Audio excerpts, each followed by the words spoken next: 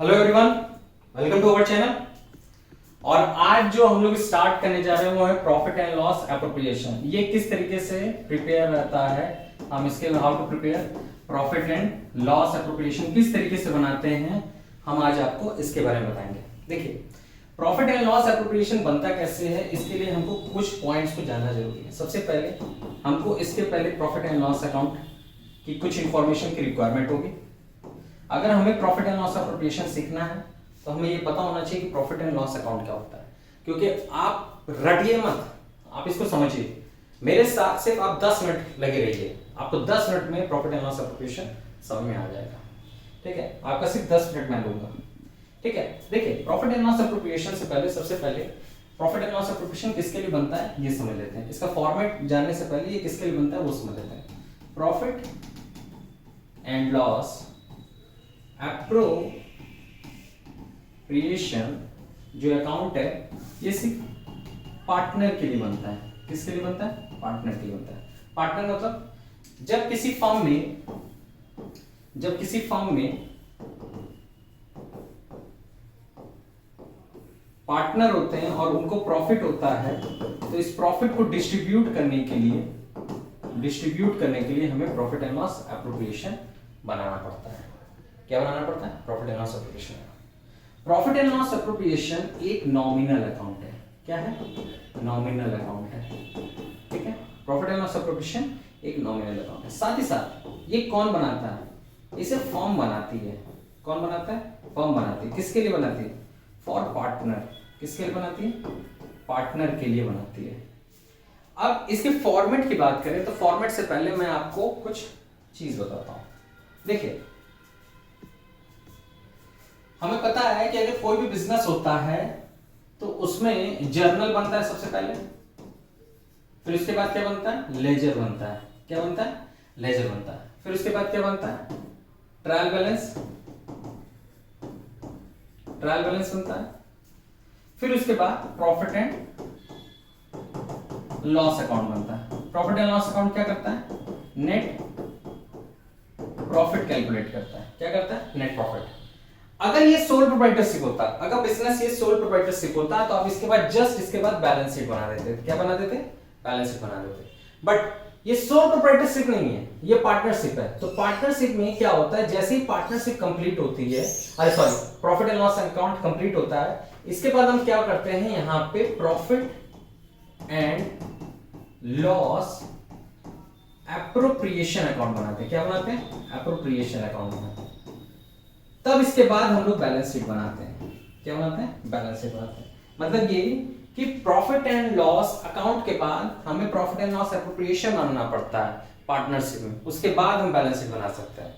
अब profit and loss account से ही profit and loss account जब बनता है तो इसका जो नेट प्रॉफिट है, ये net profit and loss appropriation में ट्रांसफर होता है। तब हम लोग प्रॉफिट एंड लॉस एप्रोप्रिएशन बनाते हैं। आइए सबसे पहले हम लोग स्टार्ट करते हैं प्रॉफिट एंड लॉस अकाउंट का एक सिंपल सा फॉर्मेट जो कि हमको पता होगा, trading and profit and loss account. फिर उसके बाद हम इधर बनाएंगे profit and loss appropriation account. ठीक है, ये डेबिट, ये क्रेडिट। ठीक है, देखो, प्रॉफिट एंड लॉस अकाउंट जो होता है वो कहां से स्टार्ट होता है? इस साइड हम क्या लिखते हैं? बाय सेल्स लिखते हैं, ट्रेडिंग से। बाय क्लोजिंग स्टॉक लिखते हैं। क्या लिखते हैं? बाय क्लोजिंग स्टॉक लिखते हैं।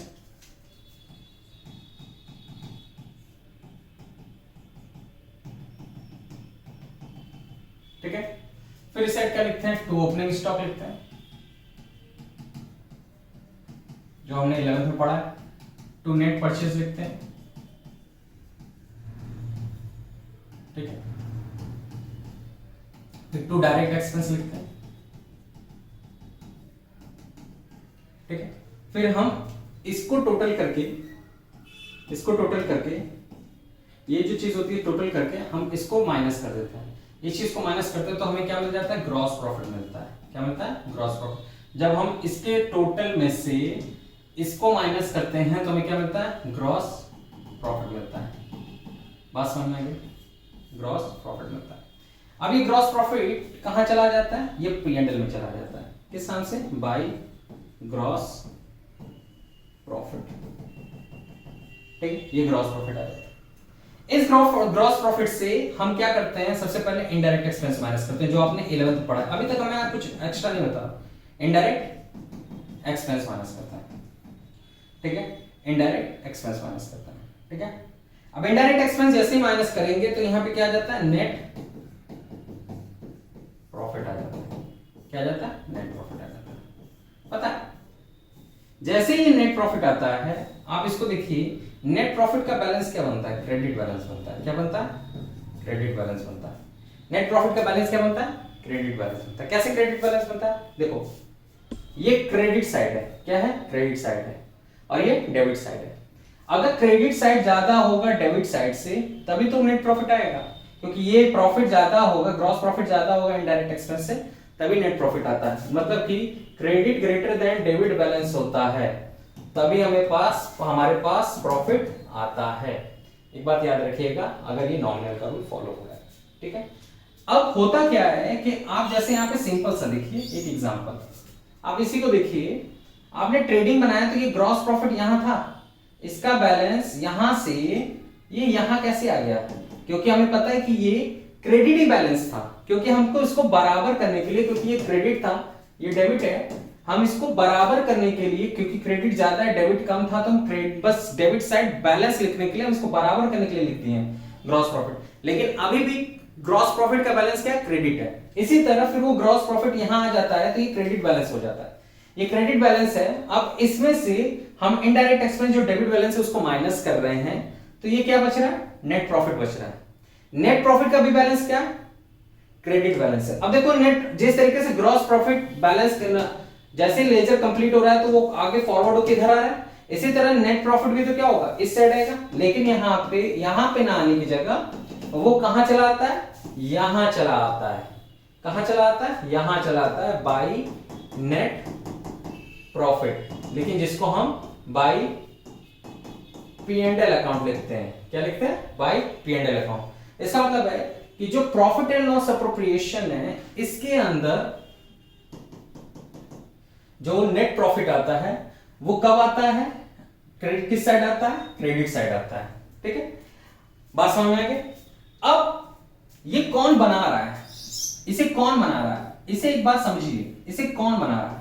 इसे पार्टनर बना रहा है कि फर्म बना रही है? इसे फर्म बना रही है। इस बात को याद रखिएगा, कौन बना रहा है? फर्म बना रही है। अब ये फर्म बना रही है, तो ये नेट P&L एप्रोप्रिएशन का जो रूल है, इसको समझने की जरूरत है।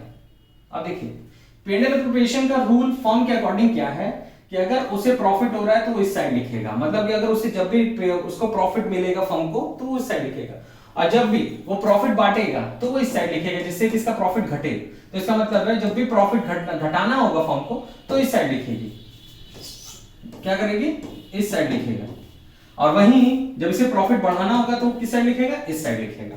बात समझ में? तो P&L एप्रोप्रिएशन क्रेडिट साइड से बढ़ता है, डेबिट साइड से घटता है। जब भी कोई चीज पार्टनर को प्रोवाइड किया जाएगा, जब भी कोई चीज पार्टनर को प्रोवाइड किया जाएगा तो किस साइड लिखा जाएगा? Debit side. और जब भी कोई चीज पार्टनर से लिया जाएगा जिससे फर्म को प्रॉफिट हो रहा हो, वो क्रेडिट साइड लिखा जाएगा। अब देखिए, इसको थोड़ा सा और अच्छे से समझते हैं। हमें ये पता चल गया कि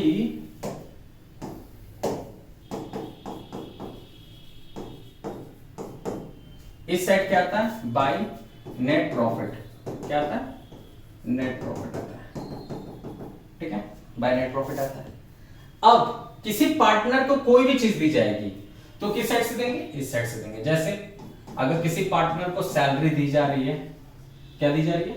किसी पार्टनर को सैलरी दी जा रही है, जैसे टू पार्टनर्स सैलरी, तो वो किस साइड लिखेंगे? इसका मतलब ये हुआ कि प्रॉफिट से किसी पार्टनर को सैलरी, P&L एप्रोप्रिएशन सिर्फ पार्टनर के लिए बनता है और किसी के लिए नहीं बनता, याद रखिएगा, ठीक है? पार्टनर को सैलरी दी जा रही है तो इस साइड से देंगे। किसी पार्टनर को कमीशन देना है तो भी, जिससे कि प्रॉफिट घट रहा है, तो कमीशन भी इस साइड देंगे, किस साइड, डेबिट साइड। पार्टनर को इंटरेस्ट ऑन कैपिटल देना है तो भी किस साइड देंगे, टू इंटरेस्ट ऑन कैपिटल। किसी पार्टनर सैलरी हो गई, कमीशन हो गई, ये हो गई। एक चीज और होती है, मैं उसके बारे में बता दे रहा हूं, जिसको नाम है जनरल रिजर्व। प्रॉफिट से जनरल रिजर्व बनाया जा रहा है। क्या बनाया जा रहा है, जनरल रिजर्व बनाया जा रहा है। देखो ये जितनी भी चीजें हैं प्रॉफिट से दी जा रही है, तो ये प्रॉफिट को डिस्ट्रीब्यूट कर रहा है। क्या कर रहा है, प्रॉफिट को डिस्ट्रीब्यूट कर रहा है। हमने पार्टनर को सैलरी दे दिया, कमीशन दे दिया, आईओसी दे दिया, जनरल रिजर्व दे दिया। अब किसी पार्टनर ने ड्राइंग किया है तो उस पर इंटरेस्ट ऑन ड्राइंग चार्ज होता है। क्या चीज, इंटरेस्ट ऑन ड्राइंग चार्ज होगा, तो उस पार्टनर से लिया जाता है। क्या लिया जाता है, ड्राइंग किया है तो उससे लिया जाएगा। जैसे ये फर्म है और ये पार्टनर है, इसने फर्म से 5 लाख रुपए निकाल लिए पर्सनल पर्पस के लिए, तो फर्म इसे क्या करिए, 10% का इंटरेस्ट चार्ज करेगी। तुमने पैसा निकाला है फर्म से अपने पर्सनल पर्पस के लिए, तो इंटरेस्ट दो। तो ये पार्टनर पैसा देता है, आईओडी देता है, इंटरेस्ट ऑन ड्राइंग देता है। तो इंटरेस्ट ऑन ड्राइंग फर्म के लिए प्रॉफिट होता है। इंटरेस्ट ऑन ड्राइंग फर्म के लिए प्रॉफिट होता है। किसके लिए, फर्म के लिए। बात समझ में आया? तो टू इंटरेस्ट ऑन ड्राइंग, ठीक है, जिसको मैं आईओडी से दिखा रहा हूं,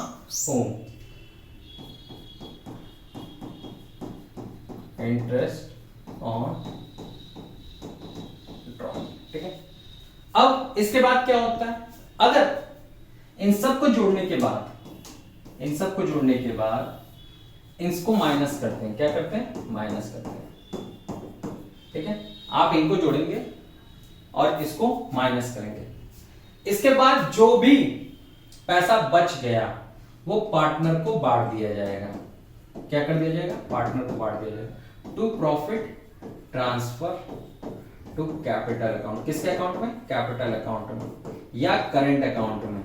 अब मैं इसके बारे में बताऊंगा अगली क्लास में, कैपिटल या करंट क्यों लिखते हैं, ठीक है।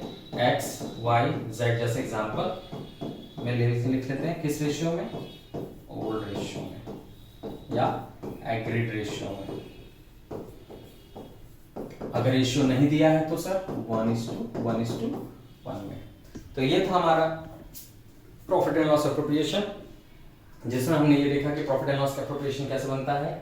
ये नॉमिनल अकाउंट है, ये किसके लिए बनता है, पार्टनर के लिए बनता है, ठीक है। इसमें सिर्फ पार्टनर की चीजें रिकॉर्ड होती हैं, और ये तब रिकॉर्ड होती हैं जब प्रॉफिट पार्टनर के लिए से बच जाए, बाहर के लिए कोई खर्चे को काटना न रहे। तो ये थे हमारे आज के टॉपिक। जो आपको कैसे लगे मुझे कमेंट सेक्शन में जरूर बताइएगा, और इस चैनल को सब्सक्राइब और इसको प्रमोट जरूर करिए। Thank you.